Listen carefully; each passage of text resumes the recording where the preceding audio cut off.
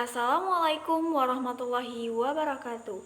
Perkenalkan, nama saya Rusdah Khairati RN dengan NIM 2302231 dari Prodi Pendidikan Guru Pendidikan Anak Usia Dini, Fakultas Ilmu Pendidikan Universitas Negeri Padang.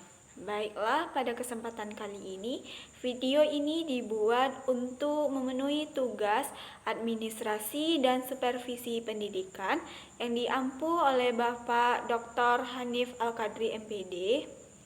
Nah, di sini kita akan membahas mengenai administrasi kurikulum.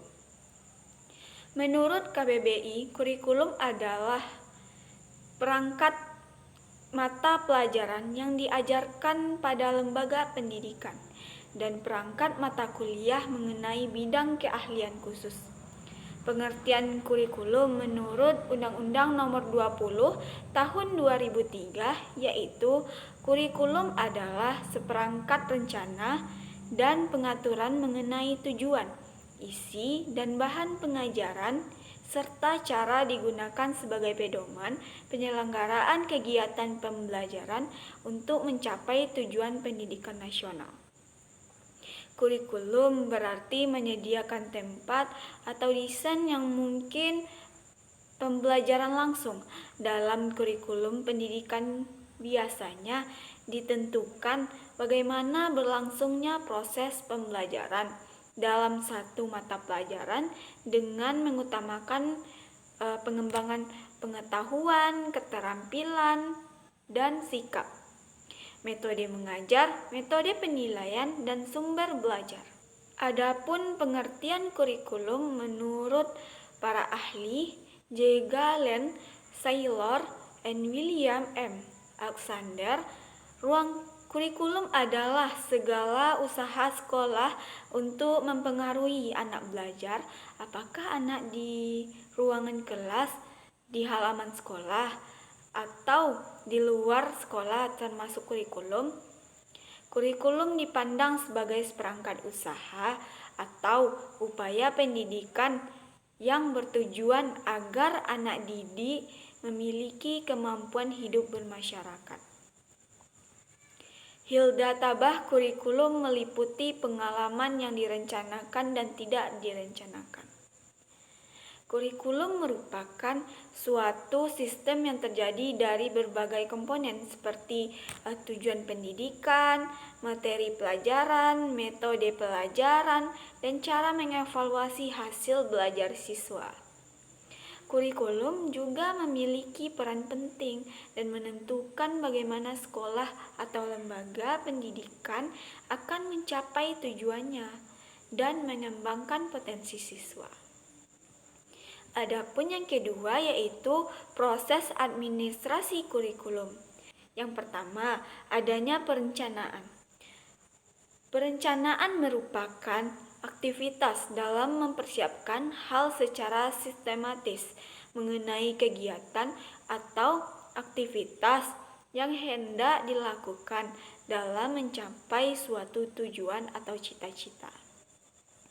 Perencanaan juga dapat diartikan sebagai cara memperoleh sesuatu dengan sumber daya yang dimiliki agar tercipta terefektifnya dan efisiensi. Langkah-langkah perencanaan itu yaitu yang pertama adanya analisis kebutuhan, yang kedua merumuskan dan menjawab pertanyaan filosofi, yang ketiga menentukan desain kurikulum, yang keempat yaitu membuat rancangan induk, pengembangan, pelaksanaan, dan penilaian. Dalam perencanaan kurikulum dibutuhkan para ahli dalam bidang perencanaan kurikulum, sehingga kurikulum dapat direncanakan dengan baik.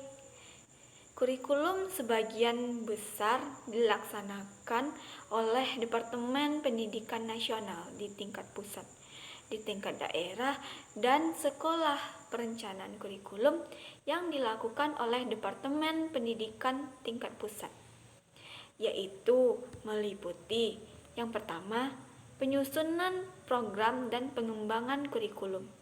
Yang kedua, penyusunan pedoman teknis pelaksanaan kurikulum, seperti penyusunan kalender pendidikan, pembagian tugas guru, penyusunan jadwal pembelajaran, penyusunan program pengajaran, dan penyusunan persiapan, atau yang disebut dengan satuan acara pengajaran. Adanya yang kedua yaitu pelaksanaan.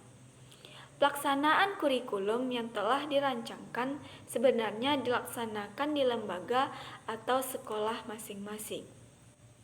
Pelaksanaan kurikulum direalisasikan dalam proses belajar mengajar dan sesuai dengan tuntutan dari kurikulum yang diharapkan.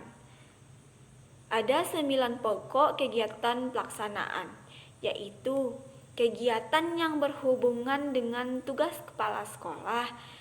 Yang kedua, kegiatan yang berhubungan dengan tugas baru, kegiatan yang berhubungan dengan murid.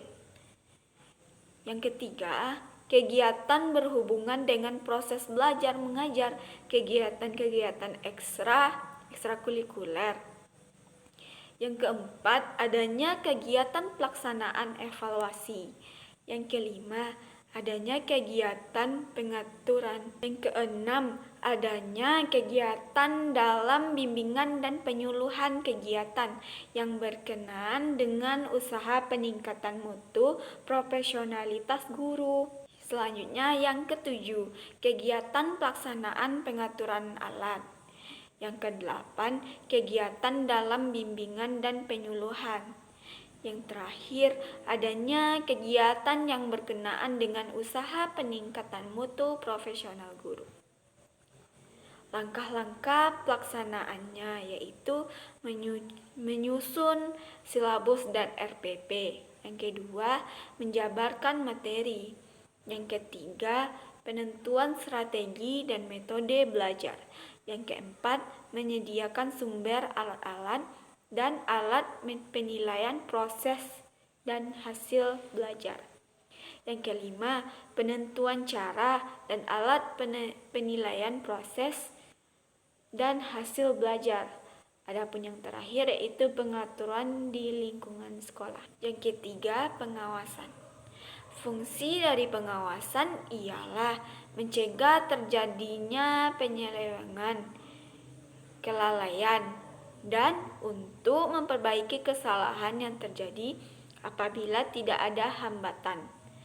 Pengawasan dilakukan dengan prinsip objektif dan transparan. Proses pengawasan dilaksanakan dengan cara yakni pemantauan, supervisi, pelaporan, dan tindak lanjut. Yang terakhir, adanya evaluasi. Langkah terakhir dalam administrasi kurikulum adalah evaluasi dari kurikulum tersebut. Evaluasi adalah proses yang berkelanjutan di mana data-data yang terkumpul dan dibuat pertimbangan untuk tujuan memperbaiki sistem. Evaluasi dirasakan sebagai suatu proses membuat keputusan, sedangkan riset sebagai proses pengumpulan data sebagai dasar pengambilan keputusan. Yang ketiga, adanya fungsi administrasi kurikulum. Beberapa fungsi dari administrasi kurikulum adalah sebagai berikut. Yang pertama, meningkatkan ketepatan guna manfaat sumber daya kurikulum, kemampuan untuk memberdayakan sumber maupun komponen kurikulum ditingkatkan melalui pengelolaan terencana dan efektif. Yang kedua, memberikan pilihan dan kesempatan kepada peserta didik untuk mencapai hasil yang maksimal. Yang ketiga yaitu meningkatkan kesesuaian dan keefektifan proses pembelajaran agar sesuai dengan kebutuhan peserta didik. Kurikulum yang dikelola secara efektif dapat menghasilkan sesuai dengan kebutuhan peserta didik dan lingkungannya. Yang keempat, adanya meningkatkan aktivitas kinerja guru maupun aktivitas siswa untuk mencapai tujuan pembelajaran melalui pengelolaan kurikulum secara profesional, efektif, dan terpadu. Yang kelima, meningkatkan efisiensi dan aktivitas proses belajar mengajar melalui pengawasan, melihat konsistensi antara desain kurikulum yang direncanakan dengan pelaksanaan dalam pembelajaran. Yang keempat, yaitu peran guru. Yang pertama, guru sebagai tenaga pendidik menerapkan pengaplikasian dari kurikulum yang sudah direncanakan. Guru hanya berperan sebagai penggerak kurikulum yang telah direncanakan. Guru tidak memiliki wewenang untuk menentukan isi dan target dari kurikulum. Adapun yang kedua, yaitu bukan hanya sebagai pelaksanaan kurikulum, guru juga berperan sebagai penyelarasan kurikulum dengan kebutuhan siswa dan kebutuhan daerah. Yang ketiga, adanya guru berperan sebagai pengembangan sepenuhnya. Guru memiliki wewenang untuk mendesain kurikulum dan menentukan strategi apa yang harus dikembangkan beserta dengan evaluasinya. Guru dapat menyusun kurikulum sesuai dengan karakteristik, kebutuhan, visi misi, dan sesuai dengan pengalaman belajar siswa. Keempat, atau yang terakhir, yaitu guru sebagai profesional. Berperan sebagai peneliti yang memiliki tanggung jawab untuk menguji berbagai komponen kurikulum. Sesuai dengan itu, guru memang peranan yang sangat penting dalam kurikulum. Yang pertama, yaitu pengelola administratif. Yang kedua, yaitu pengelolaan konseling dan pengembangan kurikulum. Yang ketiga, yaitu guru sebagai tenaga profesional berpendidikan. Baiklah, sedemikianlah yang dapat saya sampaikan, kurang dan lebihnya, dan apabila ada kata-kata yang salah, mohon dimaafkan. Semoga bermanfaat bagi kita semua. Assalamualaikum warahmatullahi wabarakatuh.